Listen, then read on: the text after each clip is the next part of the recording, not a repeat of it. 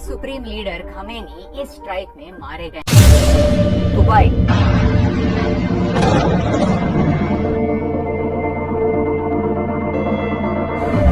Bahrain, Qatar, Tel Aviv. अगर आप तो फिर अटैक्स मिडिल ईस्ट के देशों पर क्यों? लेकिन आज के वीडियो में मुझे इम्पैक्ट की बात करनी है। मुझे ये समझना है कि ईरान यूएस कॉन्फ्लिक्ट की वजह से अब ईरान खत्म हो जाएगा, क्योंकि ईरान में 4 लेवल्स ऑफ सक्सेशन का प्लान बनाया जाता है। मतलब हर इम्पोर्टेंट लीडर, हर इम्पोर्टेंट पोजीशन के लिए 4 नेक्स्ट अल्टरनेटिव्स रेडी होता है। प्लस अगर कोई इमरजेंसी होती है जैसे कि अभी है, तो उनका कंटिजेंसी प्लान रेडी होता है।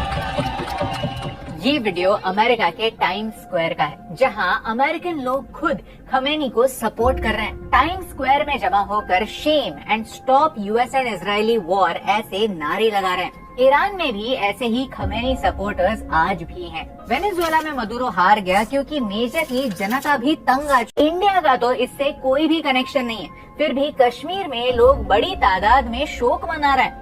वॉच दिस, इवन पाकिस्तान में यूएस कॉन्सुलेट पर अटैक हो। कुछ लोग ये जरूर चाहते हैं कि अब ईरान में डेमोक्रेसी आए, जैसे कि ये लोग, लेकिन खमेनी के बाद भी ईरान में आईआरजीसी बाकी है। आईआरजीसी यानी इस्लामिक रेवोल्यूशनरी गार्ड को पनिश करने की कसम खाई। वो कहते हैं कि वो अब ईरान की हिस्ट्री का सबसे फेरोशियस ऑपरेशन लॉन्च करने जा रहे हैं। लेकिन हमें ये पता है कि ईरान के आसपास यूएस नेवल फ्लीट है, जिन्होंने ईरान को सराउंड किया हुआ है। हो सकता है कि अगला अटैक इस नेवल फ्लीट पर हो। ईरान ने कहा है कि अभी तक उन्होंने उनके सबसे डेंजरस वेपन्स दिखाए भी नहीं है। एक्सपर्ट्स कहते हैं कि ईरान का अगला टारगेट यूएसएस एब्राहम लिंकन हो सकता है। वर्ल्ड वॉर 2 के समय जापान ने भी ऐसे ही अमेरिका के यूएस पैसिफिक फ्लीट पर अटैक किया था और अमेरिका वर्ल्ड वॉर 2 में एंटर हो गया। अगर ईरान यूएसएस एब्राहम लिंकन पर अटैक करता है, ये अटैक सक्सेसफुल होता है, तो फिर अमेरिका पूरी दुनिया को वर्ल्ड वॉर 3 की चपेट में जरूर ढकेल देगा। ईरान और अमेरिका की हिस्ट्री 100 साल से भी ज्यादा पुरानी है, और अगर इस कॉन्फ्लिक्ट की बैक स्टोरी को आपको समझना है तो फिर ईरान के सिचुएशन को देखकर यही लगता है कि जब तक एक देश इकोनॉमिकली और मिलिट्रीली पावरफुल नहीं बनता, तब तक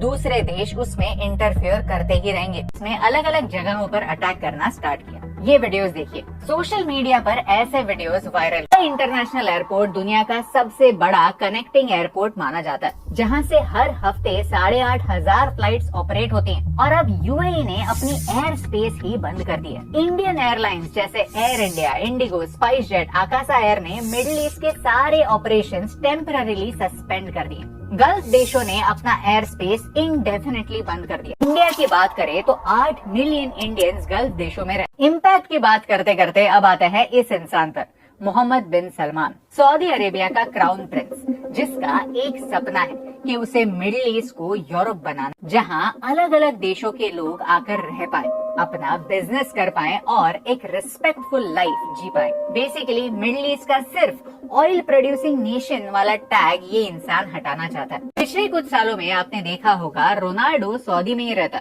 मिस्टर बीस्ट बार बार सऊदी जाता रहता, जॉनी हैरिस को भी नियोम का स्पेशल टूर करवाया गया था। ईरान अपने वॉर में पूरी दुनिया को इन्वॉल्व कर सकता है, क्योंकि ईरान स्ट्रेट ऑफ हॉर्मुज को कंट्रोल करता है।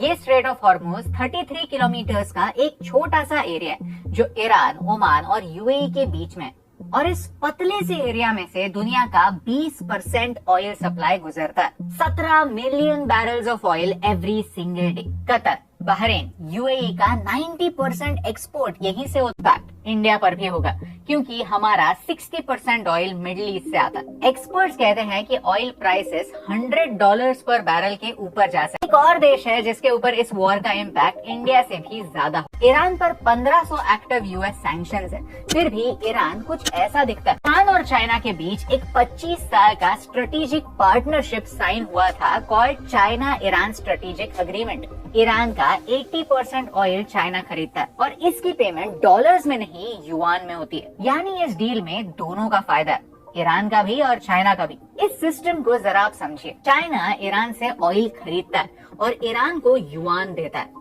इस युआन से ईरान अपनी जरूरत की सारी चीजें चाइना से ही खरीदता है। ये वॉर सिर्फ यूएस और ईरान के बीच में नहीं है। पहले वेनेजुएला पर अटैक हुआ और चाइना का ऑयल सप्लाई काट दिया गया, और अब ईरान। चाइना और रशिया के बीच में तो जय वीरू का नाता है, उनकी दोस्ती को तोड़ना इम्पॉसिबल। वीडियो में हमने 5 इम्पैक्ट्स की बात की। ऑयल प्राइसेस बढ़ने वाले हैं, इंडियन डायस्पोरा एट रिस्क होगा, ग्लोबल सप्लाई चेन डिसरप्ट होने वाली है, चाइना को आइसोलेट किया जा रहा है, MBS का मिडिल ईस्ट को यूरोप बनाने का सपना डिले हो रहा है।